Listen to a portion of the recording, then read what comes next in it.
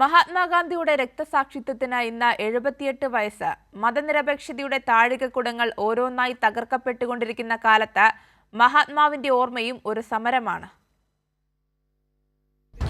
1948 ജനുവരി 30 ഗോഡ്സെ എന്ന ഹിന്ദുത്വ ഭീകരൻ ഗാന്ധിക്കെതിരെ വെടിയുതിർത്തു. കൊല്ലപ്പെട്ടത് ഗാന്ധി എന്ന മനുഷ്യൻ മാത്രമായിരുന്നില്ല, രാഷ്ട്രം മതാതീതമായിരിക്കണമെന്ന് ഉറക്കെ പറഞ്ഞ് വർഗീയതയുടെ മുറിവുണക്കാനായി തന്റെ ജീവിതം മാറ്റിവെച്ച മഹാത്മാവായിരുന്നു.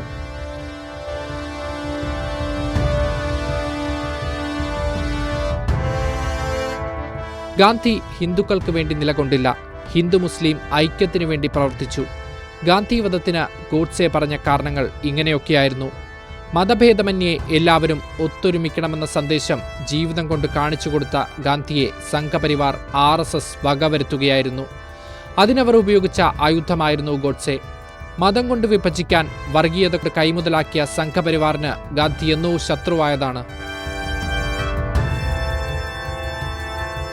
രാജ്യം കണ്ട ഏറ്റവും വലിയ രാമഭക്തൻ ആരെന്ന ചോദ്യത്തിന് ഉത്തരം ഗാന്ധി എന്നായിരുന്നു. ബിർള മന്ദിരത്തിൽ വെടിയേറ്റ് പിടഞ്ഞപ്പോഴും ഗാന്ധി ഉരുവിട്ടത് ഹേ റാം എന്നായിരുന്നു. ശ്രീരാമനെ ഗാന്ധിജി അവതരിപ്പിച്ചതുപോലെ അവതരിപ്പിക്കാൻ സംഘപരിവാർ തയ്യാറല്ല.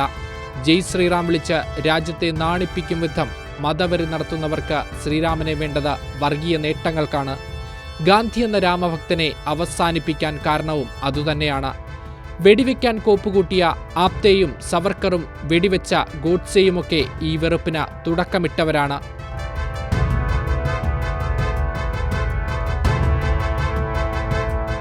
ഹിന്ദുത്വ ഫാസിസത്തിന്റെ തേരോട്ടക്കാലത്ത് മറവിക്ക് വിട്ടുകൊടുക്കാതെ പറയണം, ഗാന്ധിയെ കൊന്നതാണ് പിന്നിൽ RSS ആണ്, സംഘപരിവാറാണ്.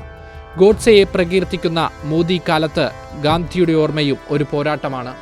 News desk Kairali news.